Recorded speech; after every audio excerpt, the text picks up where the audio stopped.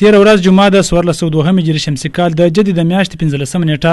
هلمند کې بوس د روغتیايي علومو انسټیټیوټ په خپل 10مه 11مه او 12مه دوره کې د یو لړ شاندار مراسم په ترڅ کې 315 تنه ښځینه او نارینه زده کړیالان په بېلابېلو برخو کې له نیمه لوړو زده کړو فارغ او ټولنې ته د خدمت په موخه وړاندې کړل. په دې فارغانو کې 150 تنه نارینه او پاتې نورې 228 تنه یې ښځینه زده کړیالانې وې. په رغت غونډه کې د بوس د روغتیايي علومو انسټیټیوټ رئیس فارغانو ته د مبارکۍ ترڅنګ وویل چې تاسو د دې ټولنې راتلونکي یاست، باید ټولنې ته په پوره توان سره خدمت وکړئ ترڅو په ټولنه کې پرتې ستونزې حل سي.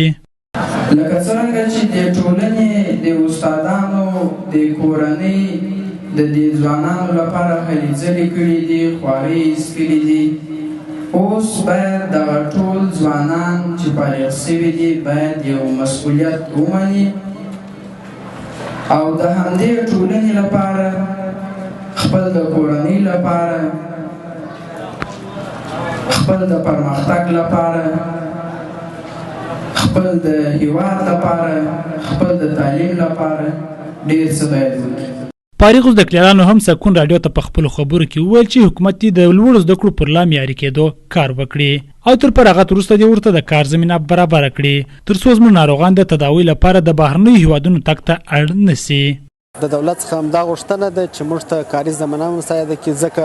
موږ خواري کښلې ده، زیار او زحمت مو ګاللی دی، تر دا ځایه مو ځان رسولی دی، نو په همدې خاطر مو د دولت څخه همدا غوښتنه ده چې موږ ته کاري زمینه مساعده کړي. ولس ته او خلکو او دردېدلي ولس ته باید د لوړو زده کړو زمینه برابر کړي او د نیمه لوړو زده کړو زمینه برابر کړي چې